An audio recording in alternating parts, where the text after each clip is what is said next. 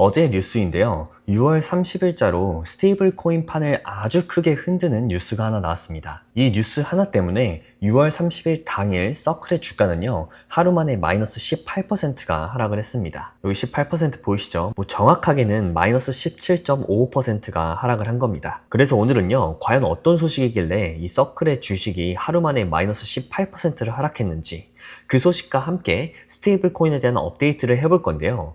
제가 말씀드린 그 소식은 바로 오픈 스탠다드가 새로 발표한 스테이블 코인 OUSD입니다. 이름이 많아서 헷갈리실 분들을 위해서 제가 정리를 해드리자면요. 여기 보시면요. 회사명은 오픈 스탠다드고요. 그리고 그들이 발행하는 스테이블 코인 이름은 오픈 USD입니다. 그리고 그 오픈 USD의 티커명은요. OUSD입니다. 서클로 비교하면요. 서클은 회사명이고 USDC가 서클이 발행하는 스테이블 코인의 그 티커인 거잖아요. 그거랑 같은 개념이라고 이해하시면 돼요. 그래서 오늘 제 영상에서는요. 편의상 그냥 오픈 USD라고 부르도록 하겠습니다. 현재 오픈 USD는요. 시장에 굉장히 많은 관심을 받고 있는데요. 여기 보시면 굉장히 많은 기업들이 함께 파트너사로 들어가 있는 걸 볼 수가 있어요. 여기 보면 비자나 스트라이프, 마스터카드, 아메리카 익스프레스, 디스커버, 블랙락, 코인베이스, 리플, 심지어 구글 같은 이런 대형 기업들이 오픈 USD라는 새 스테이블 코인을 함께 출시하게 됩니다. 이 파트너사들을 보다 보니까요, 국내 기업도 꽤나 많은데요. 찾아보니까 카카오뱅크, 삼성카드, 우리은행, 신한은행, 국민은행, 하나, 현대, BC, 농협, 한화, 그리고 두나무까지 이런 국내 대형 기업들도요, 함께 파트너십으로 이 오픈 스탠다드에 들어가 있습니다. 근데 현재 우리가 스테이블 코인 하면 당연히 USDT인 테더와 USDC인 서클을 떠올리잖아요. 분명 얘네가 이 산업의 대표 선두주자라고 알고 있었는데 갑자기 오픈 USD가 등장하면서 발표 당일날 서클의 주가가 마이너스 18%나 하락을 한 거예요.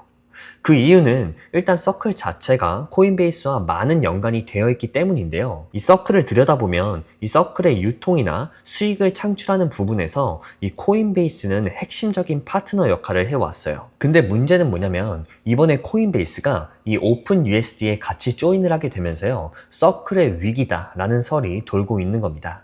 근데 그보다 더 우려스러운 건 뭐냐면요. 지금 사진에 보이는 이런 대기업들 있죠. 비자나 마스터카드, 아멕스, 구글 이런 글로벌 기업들이 자체적으로 뭉쳐서 스테이블 코인을 제작하고 그 인프라를 새로 깔아버리면 이 기존 기업인 테더나 서클이 지금까지 쌓아온 그 결제망 인프라가 위태로울 수도 있겠죠. 그리고 사실 보이진 않지만 더 중요한 건 뭐냐면요. 지금 여기 보이는 이 파트너사들 있죠. 여기 보이는 이 기업들 말고도 이제 진짜로 이 스테이블 코인 산업에 뛰어들지 않으면 안 되는구나 라는 걸 모든 기업이 깨닫게 되는 건 아마 시간 문제라고 생각이 되는데요. 그때 그들이 선택할 스테이블 코인이 서클이 아니라 만약에 진짜 이 오픈 USD라면요. 현재 서클의 이 마이너스 18%의 주가 하락에 대한 그 합리적인 의구심이 한층 더 명확해지지 않을까 조심스럽게 생각을 해봅니다.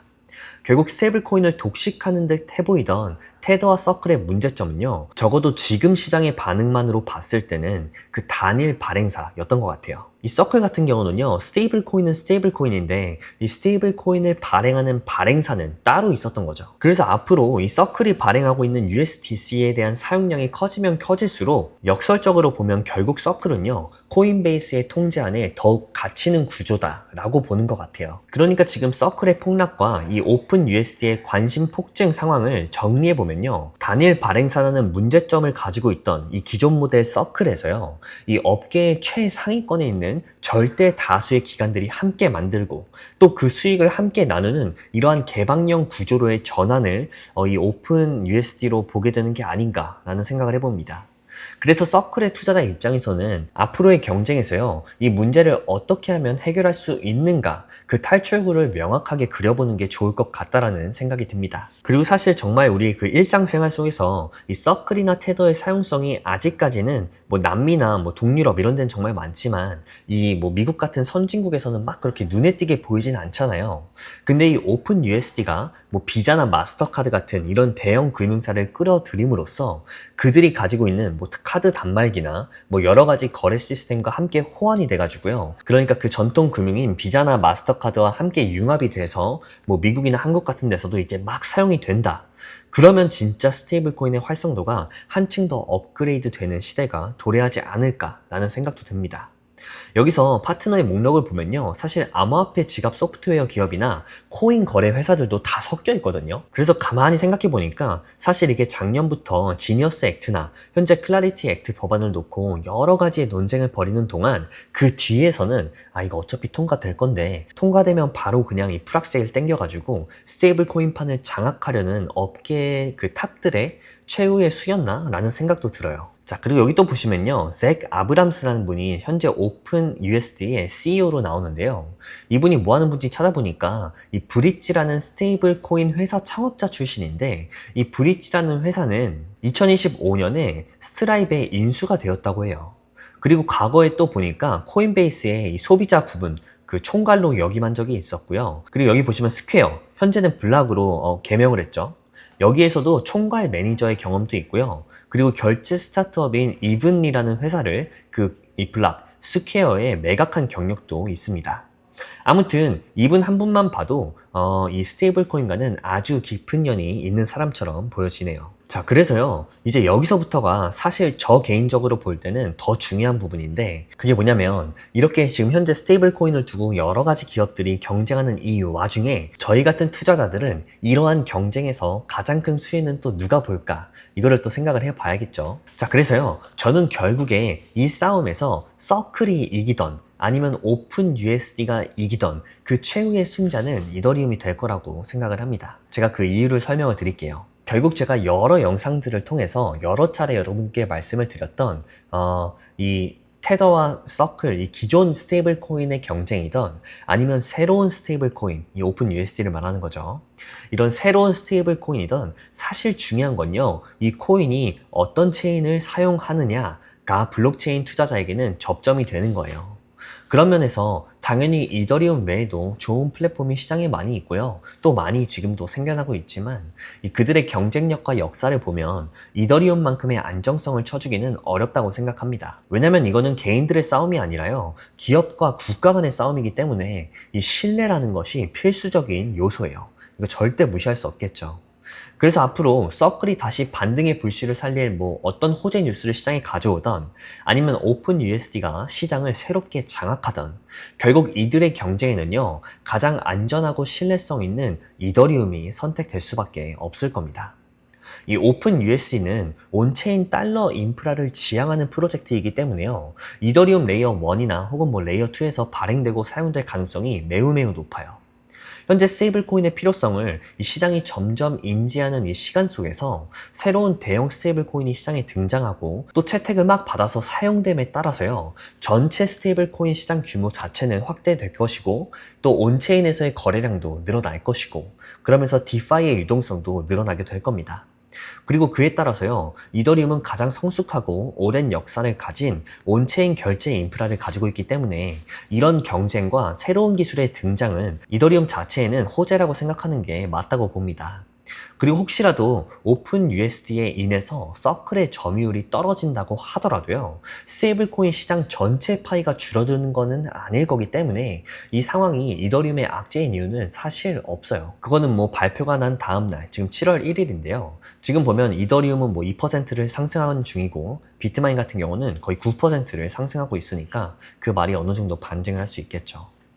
물론 한 가지 걱정스러운 건 뭐냐면요, 지금 이 오픈 USD의 파트너십들을 아까 보여드렸지만 다 정말 미국이나 한국도 마찬가지고 정말 내놓으라 하는 그런 대형 기업들이 똘똘 뭉쳤잖아요.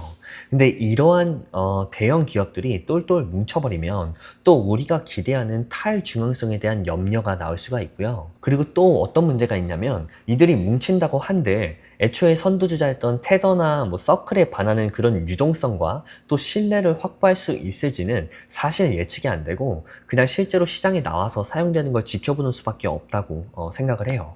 지금 이 오픈 USD의 예상 출시는 연말이기 때문에 아직 나오고 그런 거는 아닌데요. 지금 이 뉴스만으로도 어제 서클의 가격을 마이너스 18%나 하락시킨 거거든요.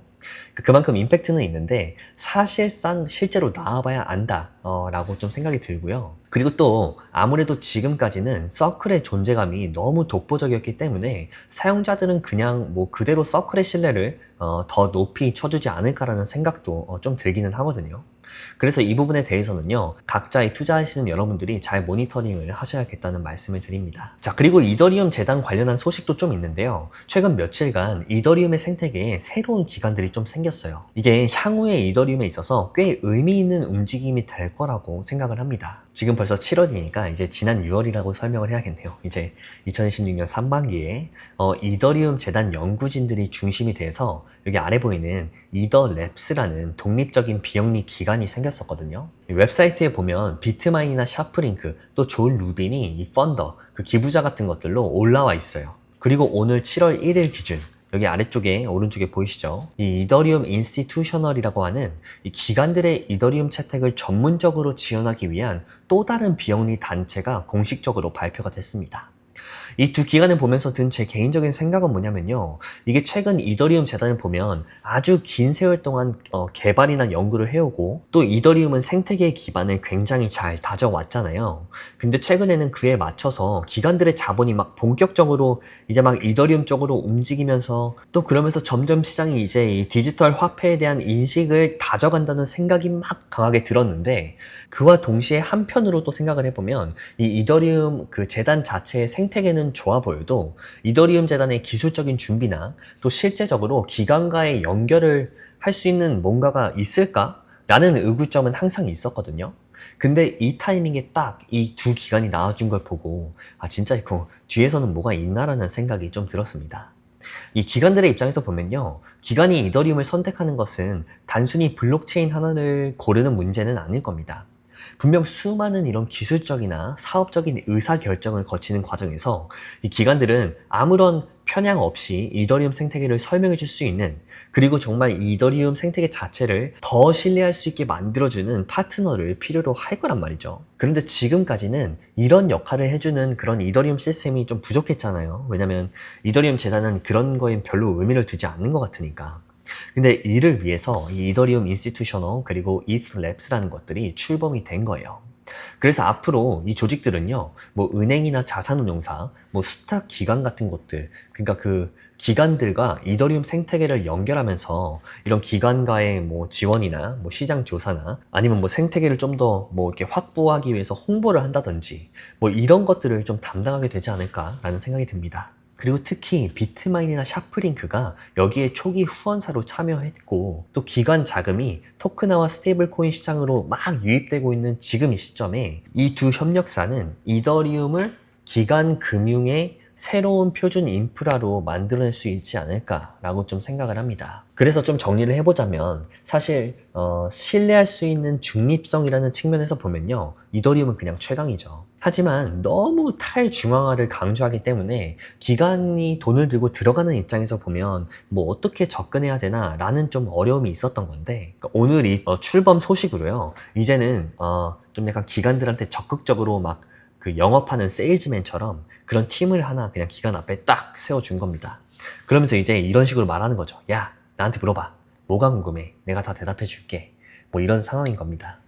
그래서 이더리움은 이제 전문적이고 중립적인 이러한 대응 조직까지 얻게 된 거죠.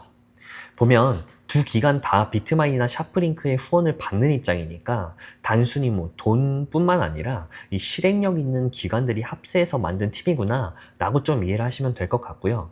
앞으로 이 세 조직, 여기 이더랩스랑 이더리움 인스티튜셔널 그리고 이더리움 재단까지 이 세 재단이 모두가 서로 보완하면서 한 팀으로 움직여준다면요, 이 기술적인 부분이나 뭐 실제 수요적인 부분이 동시에 충족되는 구조가 만들어질 가능성이 높다고 생각합니다.